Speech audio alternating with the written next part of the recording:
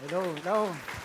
Good afternoon, Metro East. So good to be back. Thank you for inviting me again here, Pastor Romel. At na-miss ko po kayo dito sa Metro East.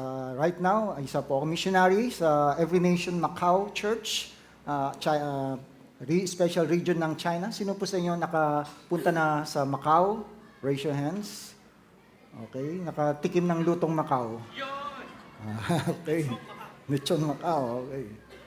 So, if ever pumunta kayo ng Hong Kong, mag-side trip na po kayo sa Macau. Meron po tayong Every Nation Churches sa Macau. And also si Pastor Romel, talagang veteran missionary rin po siya sa Afghanistan. No? Nung 2001 ba yun? Nung after 2003, after nung 9/11, di ba? Nagpadala tayo ng team ng missionaries sa Afghanistan, Kabul. And mayroon pa naghagis ng granada, no? Pero hindi sumabog, no? Pinrotektahan sila ni Lord.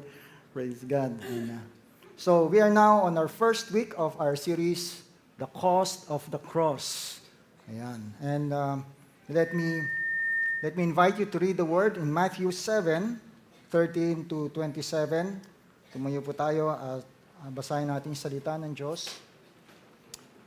Matthew 7:13 to 27. Enter by the narrow gate. For the gate is wide and the way is easy that leads to destruction, and those who enter by it are many. For the gate is narrow and the way is hard that leads to life, and those who find it are few. Beware of false prophets who come to you in sheep's clothing, but inwardly are ravenous wolves. You'll recognize them by their fruits. Are grapes gathered from thorn bushes or figs from thistles? So every healthy tree bears good fruit, but the diseased tree bears bad fruit. A healthy tree cannot bear bad fruit, nor can a diseased tree bear good fruit. Every tree that does not bear good fruit is cut down and thrown into the fire. Thus you'll recognize them by their fruits. Not everyone who says to me, Lord, Lord, will enter the kingdom of heaven, but the one who does the will of my Father who is in heaven.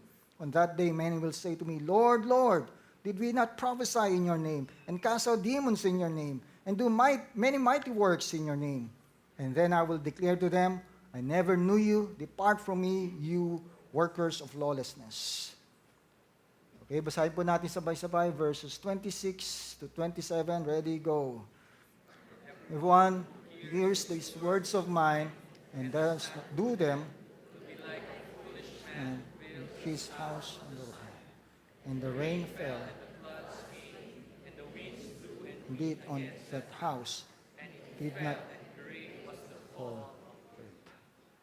Okay, Father in heaven, we thank you for your word. We pray for your Holy Spirit to lead and guide us into all truth. We give you praise and honor. We thank you for this time you've given us to study and meditate on your word. In Jesus' name, amen. You may take your seats. Okay, so let me, ang topic po natin, cost of the cross and entering the narrow gate. Entering by the narrow gate. Okay, did you know that we are making about 33 to 35,000 decisions in a day? Okay? Kung sa anong gagawin nyo, paggising sa umaga, magsisipilyo ba kayo? Hindi. Maliligo ba kayo? Hindi. Anong suot nyo, damit na isusuot nyo? Sino sa inyo nagtagal sa salamin ngayong umaga o ngayong tanghali? Kung ano yung bagay ba to, terno ba to, Japorns ba yung susuot ko? Ay, naisuot ko na to last Sunday, baka maalala nila, no? Ngayon ba kayong ganun? Hindi na natin naiisip yun, no? What we will say, how we'll say it, diba? Yung mga decisions nyo, kung single kayo, may nandiligaw sa inyo, sino liligawan nyo, sinong pinagpe-pray nyo, okay? Kung may pag-asa ka ba, or hanggang friend zone lang kayo, diba? Kung magpo-propose ka na, so marami tayong decision na gagawin. Kung married la kayo, paano nyo i-nurture o papalakasin yung marriage nyo, di ba? Para wala nang magpapatatato at magiging faithful kayo sa isa't isa, no? Meron bang nagpapaganon dito? I'm sure wala naman, no? Victory kasi tayo, no? Kung magpatato kayo, letter V. Ganyan, no? Oo. And there are choices that will affect the way we live our lives here on earth. Dito lang, apektado. Diba? Yung sa grocery nyo, ano yung bibili nyo? Apektado lang during this week or this month. No? But there are choices that we'll make in life that will affect our lives in eternity, after our lives here on earth. Kaya yun po ang sinasabi ni Jesus dito.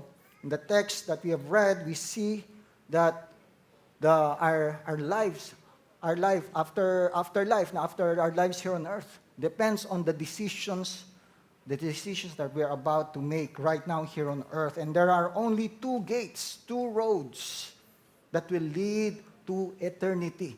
Isang malapad, isang makitid na gate, isang madali, isang mahirap na lakaran na tatahakin natin.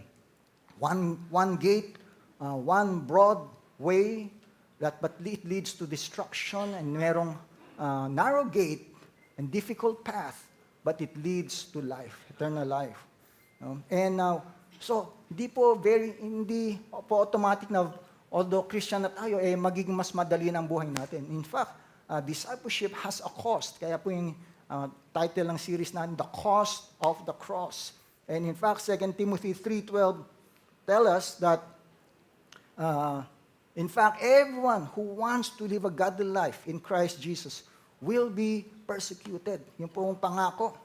Na kung sinong gustong ma-identify as a follower of Christ, we persecute. Ay, umaten ka pala dyan. Born against ka pala. Born again.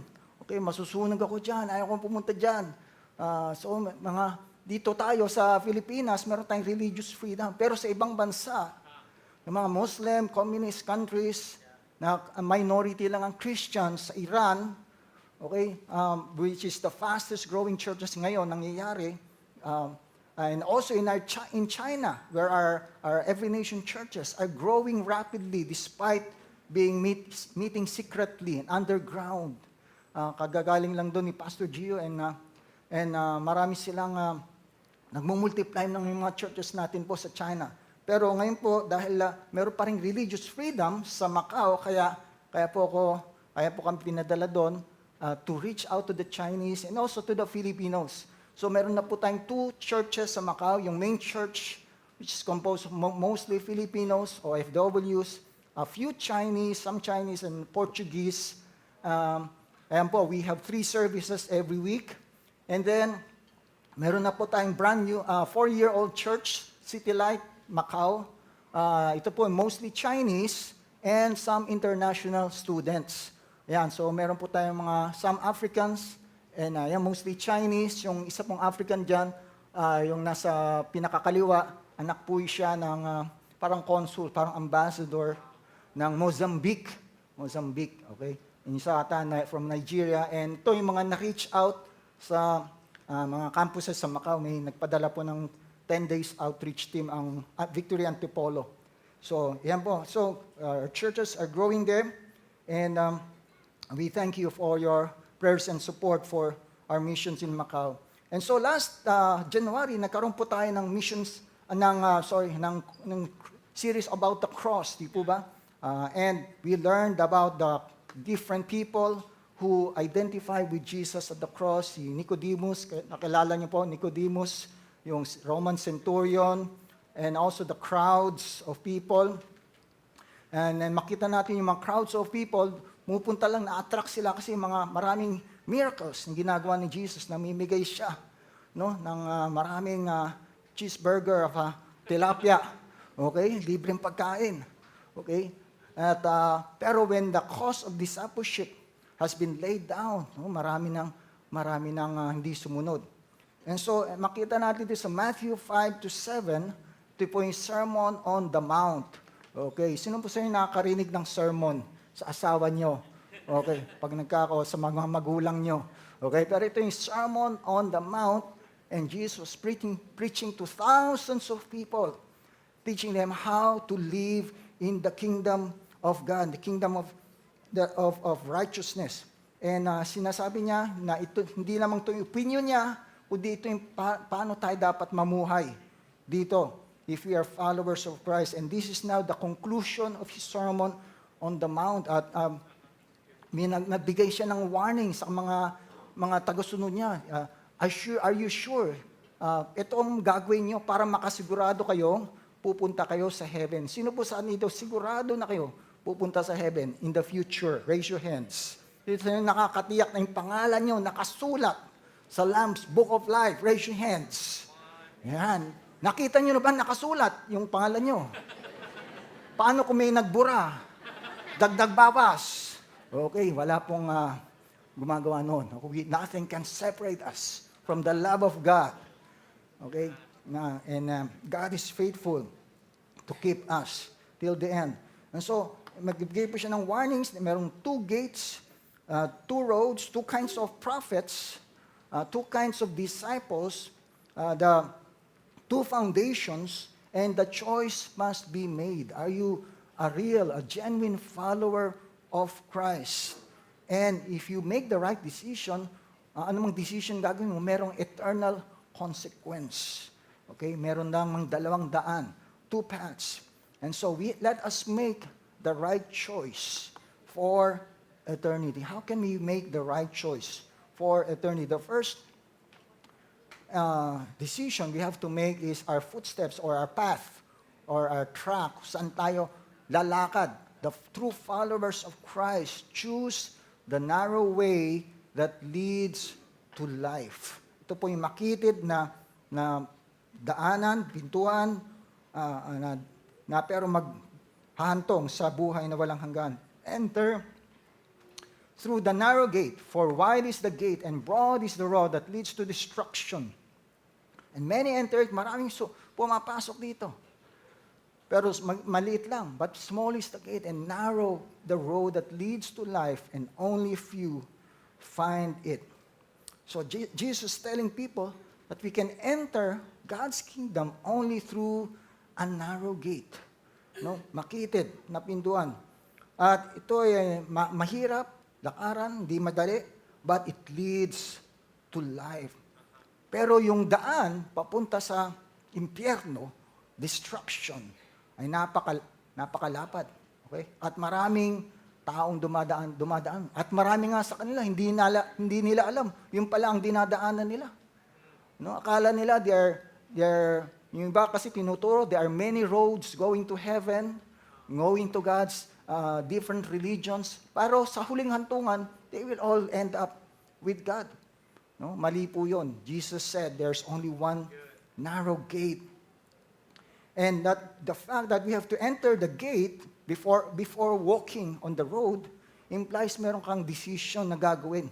Aling gate ang papasukan mo. Anong sabi po ni Jesus sa John 10:7-9? Therefore Jesus said again, I tell you the truth, I am the gate for the sheep. All who ever came before me were thieves and robbers. Ito mga, referring to Pharisees, Sadducees, and religious teachers of the law. But the sheep did not listen to them. I am the gate. Whoever enters through the gate, enters through me will be saved. He will come in and go out and find pasture. Siya lang, sabi ni Jesus, siya lang ang pintuan na dadaanan ng mga tupa, ng mga true followers of God, of Jesus. And sinabi rin niya sa John 14:6, Expanded Bible, Jesus answered, I am the way and the truth and the life, for the one true way to have life. The only way to the Father is through me. No one comes to the Father except through me. So Jesus himself is the narrow gate that leads to life. And so we have to believe and follow the Lord Jesus Christ, the biblical Jesus, the Jesus according to the Bible. Because we Filipinos, meron tayong kinagisnan na imahe o larawan ni Jesus. Yes, Jesus was born as a baby, but he did not remain as a child. Hindi po siya natiling baby. Lumaki po siya. He grew up and performed many miracles, was a mighty preacher. And yes, Jesus died on the cross, but he did not remain on the cross. Hindi po siya nanatili sa krus. So, and he rose from the dead, and he is now at the right hand of the Father. So, Jesus himself warned his disciples Okay, mag-ingat kayo. See that no one leads you astray, for many will come in my name, saying, I am the Christ, and they will lead many astray. So marami pong false Christ, false Jesus. Sabi nga ni Paul sa 2 Corinthians 11, winarningan yung church sa Corinth.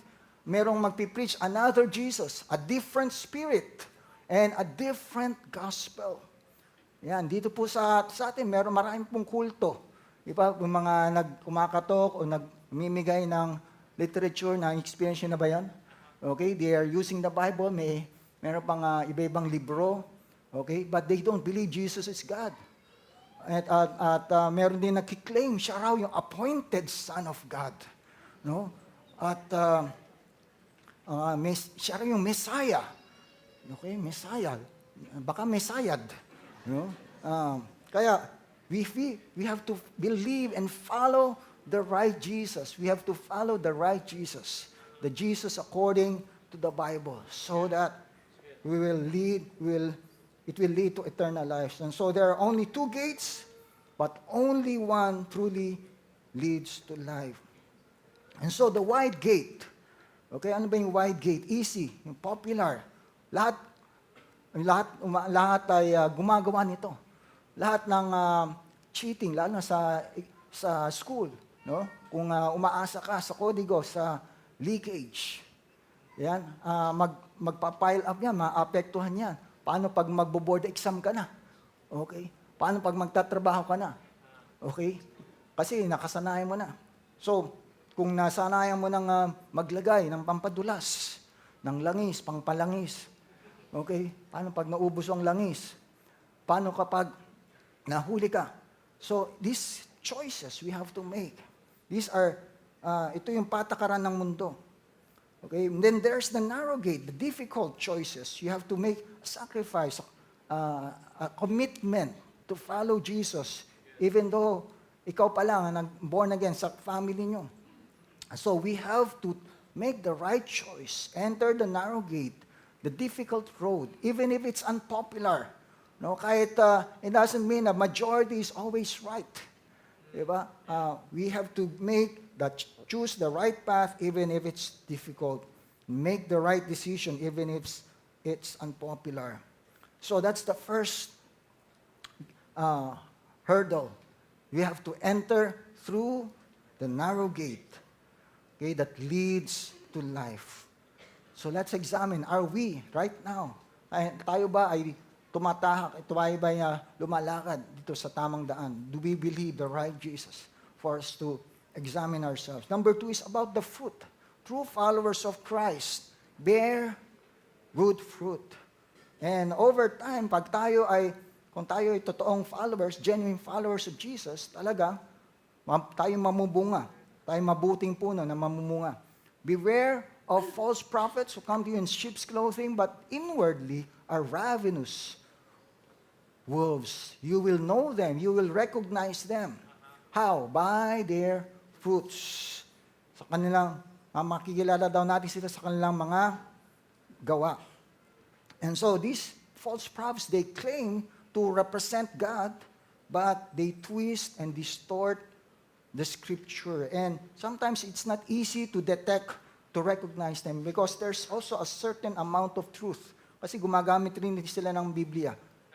Pero, pag hindi ka nag-aral ng Biblia, ay madali ka nilang maloloko, madali ka madideceive. And so, beware. Meron ditong command, beware. Ang original word niya, proseko, sa Greek means be continuous state. Tuloy-tuloy na maging ready ka na makita mo yung danger or error at you will respond appropriately. You're always on the lookout and alert. Okay? And marami pong dumalaganap, marami pong nagkalat. Okay? Na manloloko ngayon sa mundong ito. Mga scammers. Okay? Yung mga nagte-text sa atin.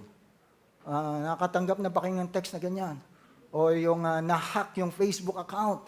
Hindi nyo alam. Tapos, nandito ako. Tapos, papadala ng pera, babayaran kita bukas. Ganyan. So, meron tayong isang pastor, na-hack yung Facebook. No? Buti na lang, na-alert kasi yung isang friend niya sa US, na nag-message yung hacker, yung scammer. Okay? humihingi raw ng donation sa church. Tinanong niya, aling church? Ayan, no? So, sinakyan lang niya. No? Kaya, ayun, hindi niya alam na-detect na siya. So, beware of the pseudo-prophetess, the false prophets, those pretending to speak the word of the Lord, but in fact, they are phonies, they are imposters, they are wolves in sheep's clothing. Ito po yung nangyari sa Old Testament. Maraming false prophets of Baal. Anong lumaban kina Prophet Jeremiah, Micaiah, kay Elijah. Okay, ito yung mga prophets ni Baal. And these false prophets lead people astray by encouraging them to worship idols. Pero nag-issue ng challenge si Elijah. So sino ang Diyos ang sumagot ng apoy at i-consume tong sacrifice? Siya ang totoong buhay na Diyos. The God who answers by fire is the true and living God. And so basically, false prophets, any religious leaders that claim they're teaching the Word of God, but they lead them astray, teaching false doctrines. At meron din po mga false political leaders, not just religious leaders. Pwede rin itong mga false teachers sa school, nagtuturo ng prinsipyo against the principles of God. So, meron rin din mga political leaders na kailangan tayo kilatisin, lalo na itong darating na pong eleksyon. Dahil po ang nakasalalay yung ating pong kabuhayan. Diba? They promise heaven tuwing campaign, but what after election, parang impyerno ang buhay natin. At meron ako nakitang post sa Facebook. Imagine, nakalinya ka dyan, pumipila ka sa NBI, Clearance Center, to verify kung wala kang criminal record, tapos tong eleksyon ay boboto ka lang ng isang magnanakaw na may kaso. No? Will you just vote for someone who is popular? Someone na namimigay ng pera o ayuda? No? And kaya nga ito na kahanga-hanga po ang ating mayor dito. No? Dahil nalinis niya, nagkaroon po ng transparency dito sa Pasintabi. Okay? Pasintabi na lang po, kasi campaign period na ngayon. Pero kilala niyo po siya. Okay? At lumaki siya sa Victory. No? Na-disciple po siya. Kaya, yung pong mga kids church natin, sila po ang ating mga future leaders. No? Alagaan po natin, hubugin po natin, sanayan natin ng mga bata, mga kabataan, mga young people, na campus, mga campus missionaries natin, as they reaching out to the students, no, the future leaders of our nation. So, let's listen to the right leaders. You'll recognize them by their fruit, our grapes gathered. So, yung buong ubas ay hindi napipitas sa puno ng dawag o yung igos sa matitinik na halaman. And so, a healthy tree or a good tree will produce good fruit, and a bad tree or a diseased tree will produce bad fruit. And so if you're a follower of Jesus, we are compared to a healthy tree na mamumunga. Ano po yung bunga? Okay? What is an example of good fruit? The fruit of the Spirit. Alam niyo po yung fruit of the Spirit, di ba? Galatians 5, love, joy, peace, patience, kindness, goodness, faithfulness, gentleness, and self-control. Okay? And so, paano po natin mapapakita yan? No? Maniniwala sila na Kristiyano tayo if you exhibit, if you display the fruit of the Spirit. No? Lalo na sa bahay. No? Sa pagtumutulong ka sa gawaing bahay. Di ba? Kung ikaw ang merong husband, sino pang husband? You're a married man, husbands. Okay? Yung husband, sinabi niya sa asawa niya, he told his wife, sweetheart, ikaw nang maghugas ng mga plato, pinggan, kubyertos. Okay, bakit ako? Okay, ano ba yung nakasulat doon sa dishwashing liquid? Okay? Joy, o hindi ba pangalan ng babae yan? So dapat, kayo maghuhugas ng plato, kubyertos. Yan, so nahugasan na. Ang daming labada. Okay, sinabi naman ng wife sa husband. Okay? Ikaw, i-turn mo na. Ito na, pagkakataon mo, ikaw na maglaba. Bakit? Bakit ako? Ano ba yung nakasulat sa panglaba? Anong pangalan? Ariel. Di ba? Pagkatapos mo maglaba, champion ka na. Ayan. Oh, di ba panlalaki yan? Kaya maglaba ka ba? Laba. Para mapakit mo yung love. Di ba? Labada. Oo. So, ano ba yung examples ng bad fruit? Ayan, kabaligtaran ng good fruit. Diba? Lahat ng kasamaan, lahat ng kabuktutan, lahat ng kadiliman, mga kampon ng kadiliman, at kampon ng kasamaan. All the bitterness, hypocrisy, selfishness, pride, anger, bitterness. So let's examine our lives. Ano bang prutas ang pinapakita natin sa bahay, sa office, sa komunidad natin, sa paligid natin? Diba? Maging example ng kalinisan sa paligid natin, sa village natin, sa mga kapitbahay natin, diba? Magwalis-walis tayo, magtanim tayo, mamigay tayo ng ulam, pag may sobra kang ulam, para mabigyan ka rin ng oo. Kasi if you sow, you will reap di ba? Oo. Ganun yan, magtanim, aani ka. Number 3 is about the foundation. True followers of Christ build their lives upon God's Word. Okay, Matthew 7, everyone then who hears those words of mine and does not do them, and does them will be like a wise man who built his house upon the rock, and the rain fell, and the floods came, the winds blew and beat upon that house, but did not fall, because it had been founded on the rock. So ito po yung wise builder. Okay, matalino. Siya ng pundasyon ng kanyang bahay ay sa bato, solid rock foundation. Kaya dumating ang bagyo, ang typhoons, ang bahang, lahar, at hindi nagiba ang kanyang bahay. So he talks about obeying God's words. Okay, so we're not just studying. So how can you obey if you don't read and study the Word of God? So I encourage you this year to read the Bible. Magkaroon po tayo ng Bible reading plan. Plano, paano nyo babasahin. Meron po tayong sa Bible Gateway or sa YouVersion, meron silang Bible reading plans. Yung iba, 1 year, you read the Bible in 1 year. Yung iba, read the Bible in 2 years. Okay, para makapag-focus kayo. And then you take notes. Okay, mag-journal kayo. And then you list down your prayer concerns. And so that's how we can obey. If we study, meditate on it day and night.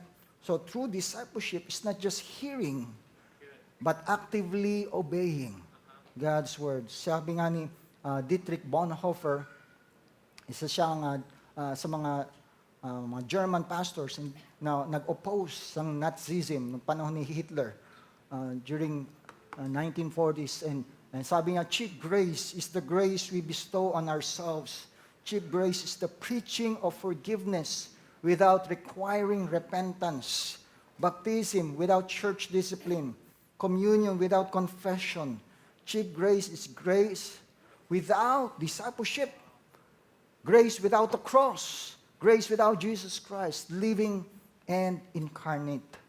And so beware of false gospel, cheap grace, positive confession or positive thinking only, but without the discipleship, without truly following Jesus Christ, without true commitment to Jesus and His Word.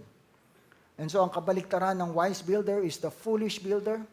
Lahat, pinapakinggan nila ang salita ng Diyos, pero hindi naman nila sinasagawa.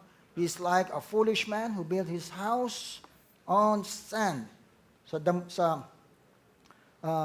buhangin. And so the foolish builder built his house upon the sand. And that's why when the rain came down, the streams rose, the winds blew and beat against that house, it fell with a great crash. It collapsed. Okay, so makita natin, the wise and foolish builders. Okay, pareha sila nagtayo ng bahay, but the foolish man laid no strong foundation sa buhangin. At siguro minadali niya, he took the easy way. He ignored the rules, yung safety code. And He did not think of future storms. Kasi may lahat tayo dadaan sa storms. Whether Christian, lahat tayong Christian, lahat tayo, whether you're Christian or not, we will face the storms of life. Crisis, financial crisis, emotional crisis, and relationship crisis. So true faith is not just agreeing or believing in our minds in Jesus, but building our lives upon the rock, upon upon obedience to the Word of God. And we have to dig deep, lay a strong foundation. Kaya pag umaten kayo ng victory group, umaten kayo ng discipleship group, mga church trainings po dito, you're laying strong foundation upon our lives. Kung kayo nagpapadisciple, if you're part of a small group, a discipleship group, a victory group, and that's why you can be able to encourage one another pag mayroong storms. Diba? When you're in a victory group, and your house will stand. And so let's take specific steps to put the teachings, to obey the teachings of Jesus in our lives. So we can see here, this man built his house upon the rock. And so what can we conclude today? Okay, if we can summarize it, one statement, following Jesus will cause us to walk on a hard way that will entail or require obedience to His words. But it will bring forth fruitfulness and lead to eternal life. Okay, ang pagsunod po natin kay Kristo, po ay, ibig sabihin ay tayo lalakad ng, sa daan na mahirap, pero kakailangan natin sumunod sa Kanyang salita. Pero ito ay magdadala ng mabuting bunga, good fruits, fruitfulness. They will be productive and fruitful. At ang kahantungan niyan ay buhay na walang hanggan. So the importance of making the right decisions.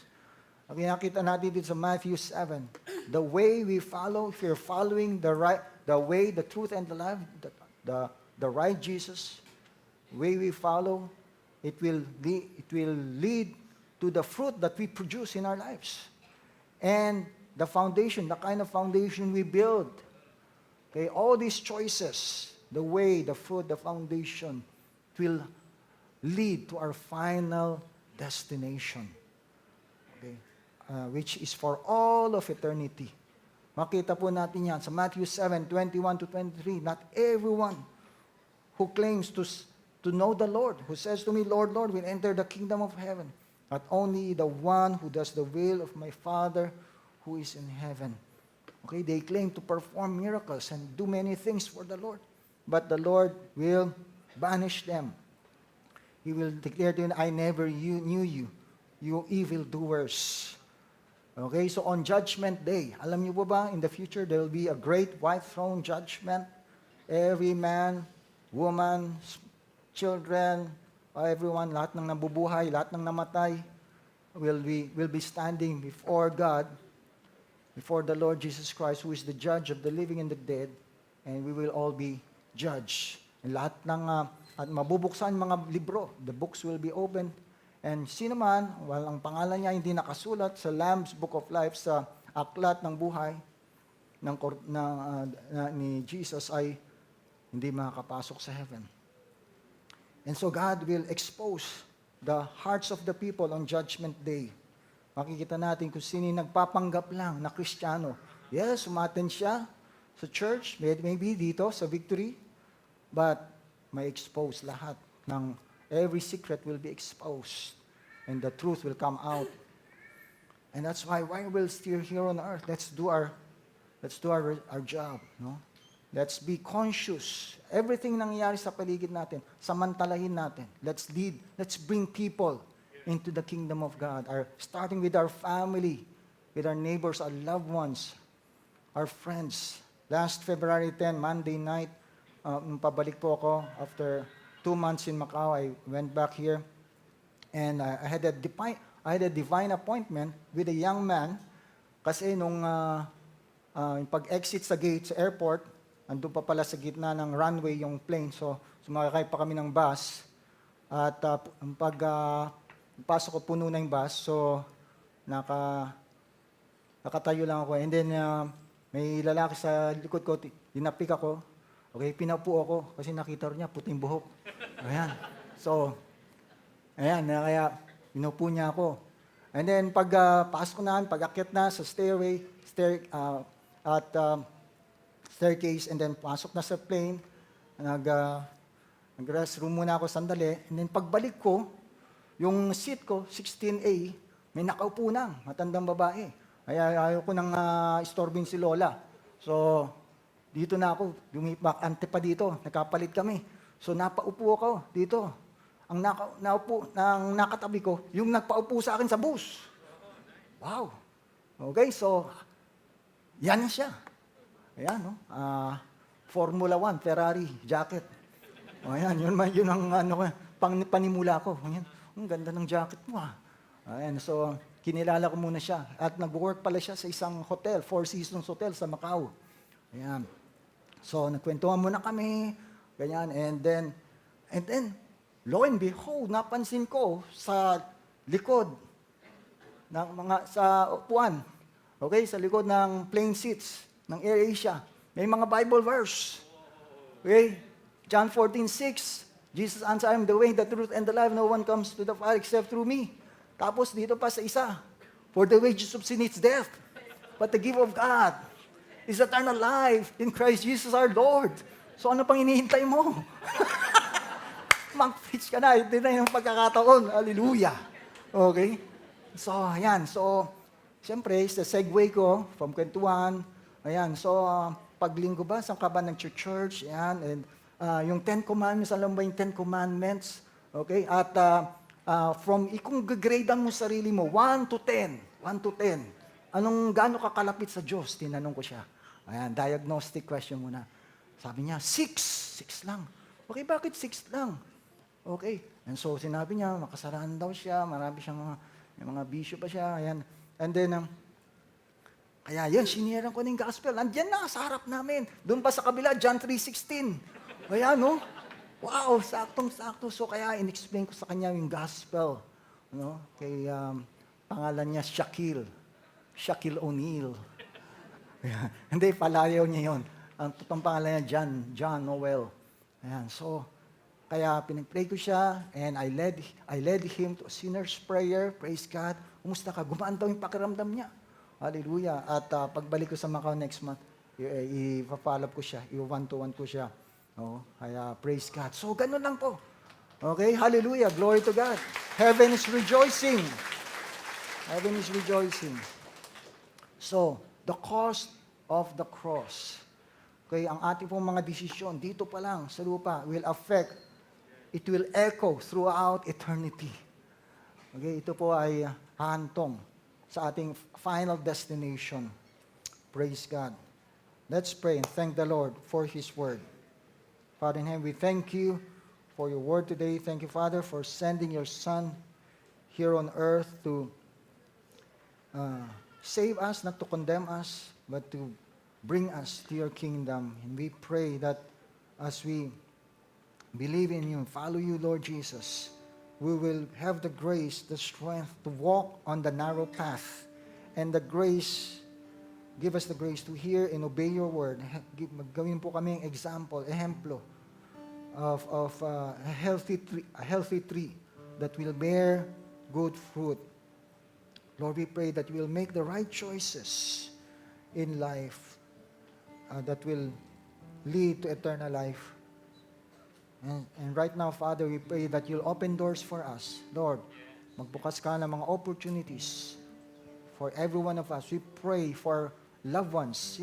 If you are praying for your family to be saved, let me pray for your family. Just raise your hands. Let's pray for family salvation. Lord, we pray for our families to be saved and come to the knowledge of the truth. Gamitin mo pa kami na magbahagi ng mabuting balita. Lord, gamitin mo po kami to speak your word and to preach the gospel that will lead people to repentance and have eternal life. Father, give us the boldness, the right words to speak, opportunities to share the word. Saan mo mga kami dalhin? Whether in school, in office, in campus, in our business, the marketplace.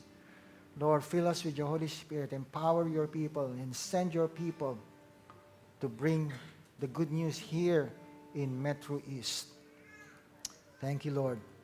In Jesus' name, amen. Praise God.